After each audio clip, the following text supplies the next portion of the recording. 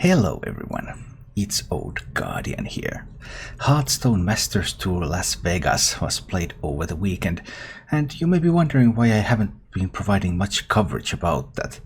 Well, I intended to. I had planned a lot of coverage about the tournament, but there was this one incident regarding the tournament that really made me think, what kind of coverage can I really provide about it? I'll still provide the results in a separate video, but in this video I wanted to talk about this incident because this is a fairly significant thing. So our story begins a few hours before the submission deadline and decks becoming public. And it starts with this tweet from Freeze, who is from the French community. He has been providing statistics on various French tournaments, and he had been digging around the Battlefy API. And whoa, lo and behold, let's have a look at the classes taken by the players of this Masters Tour in Las Vegas. And this is the class distribution to be brought into the tournament by players. And this is before the deck submission deadline, so players are still able to change their decks at this point. And that's a pretty big deal, because now of course everyone who notices this knows what the field is going to be like, and they are able to change their decks accordingly in order to increase their chances to win.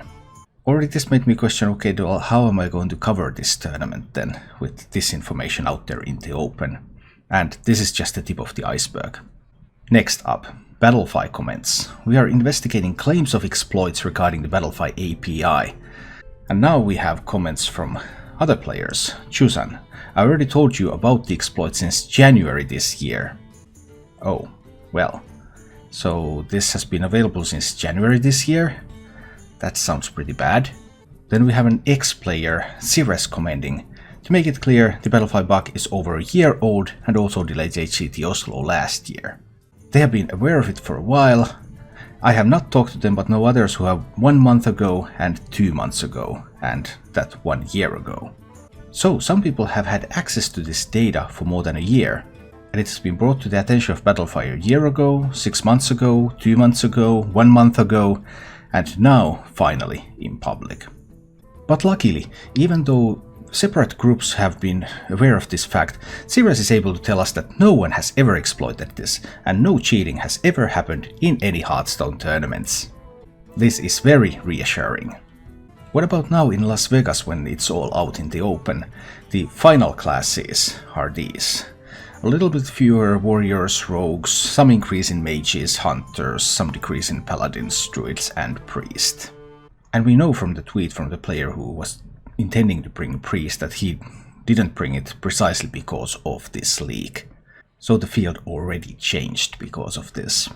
Luckily, Battlefy is able to tell us that the number of registrations by class changed only marginally and fall within the normal behavior observed on the platform for other Hearthstone tournaments.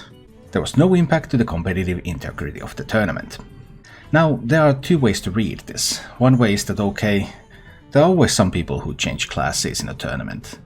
The other, the glass half empty view, would be that, okay, some people have always been cheating in every single Battlefy tournament and been changing their classes to suit the meta, so people now changing classes to suit the meta is nothing out of the ordinary. This happens every time. And it is not just classes. As Zogtar tweeted, when you check decks, it changed completely. 5 out of 8 opponents I have had switched decks after the leaks. How do we know? We don't have access to the decks that players submitted before the leaks and the decks that players submitted after, so we can't run a good statistical analysis. We only have anecdotal evidence. How Zogtar came up with this number? Simple, he asked his opponents. After all, once the leak was public, no one had any real incentive to hide that they changed their decks. Anyone who became aware of the leak was surely considering changing their decks. And in this anecdotal sample of 8, more than half of the people in the tournament did. Too bad Zogtar himself didn't see the leaks in time and couldn't change anything. There were also other unfortunate souls who didn't follow Twitter 24/7 and didn't notice that, hey, there's vital information available and you could benefit from that. Like Virer, finished Masters Tour on 56th position with a 7-5 match score, didn't know about the leaks and couldn't change my anti-hunter sideboard to an anti-mage sideboard. How much does sideboarding matter? Well, we have some data from Wicked Good, who's gathering statistics on deck performance in the Masters qualifiers and in Masters Tour, And interesting tidbit, the matchups for Bomb Warrior are very different. Remember, Bomb Warrior was by far the most brought class. That's the class that you would tech against. You would change your anti-Bomb Warrior deck to be your primary deck in a field like this. Those sort of changes. And look at that, matchups for Bomb Warrior are much weaker than they are otherwise. Well, the first comment is that okay, it's just that the players in those qualifiers are bad. They don't know how to play against Bomb Warrior. But oh look, even when you limit to the top 8 games, so players who are very deep in the qualifiers, it's still completely different than it was in Las Vegas. The only tournament where a large portion of the field knew that Bomb Warrior was going to be the main deck that people are bringing. Oh, and by the way, the winner of the tournament was going to bring a deck that loses to Bomb Warrior, and he would have never ever made it to the top 8 unless these leaks happened and he was able to change into an anti-warrior list and win the entire thing. But now, luckily, more than 1 year after this leak has been available on Battlefy, Battlefy is now working tirelessly to ensure that this will not happen again. To recap all of this, so classes and possibly even deck lists have been available from Battlefy before the submissions end for more than a year. And there have been several different groups of people who have found this out at various points during this period. Many of them have reported this to Battlefy. This has been reported to Battlefy 1 year ago, 6 months ago, 2 months ago, 1 month ago, and no action has been taken. This means that every single Hearthstone tournament on Battlefy, which is the platform where all the Blizzard tournaments are run, has been compromised for more than a year. Every single tour stop, every single playoff, every single qualifier, there have been people who have been able to figure out what the meta is like and bring decks according to that meta. But of course, no one would ever do such a thing.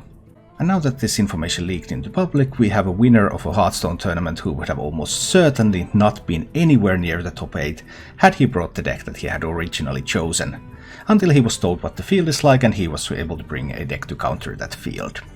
So all of this makes covering Las Vegas a little bit difficult. What do you say about win rates? When people have advanced knowledge of the field, so they change their text, they change their primary lists, nothing is comparable. This is not a pure, the whole tournament data is polluted. Everything is dependent on these leaks. This is not like, none of the data that I can get from the tournament is pure in the sense that what it would be like if people actually didn't know what they are going to be facing. On the bright side, now that this information is finally out in the open, now it won't be a matter of small groups being able to cheat in Hearthstone tournaments. And hopefully we will find a platform that is able to provide an actually competitive landscape.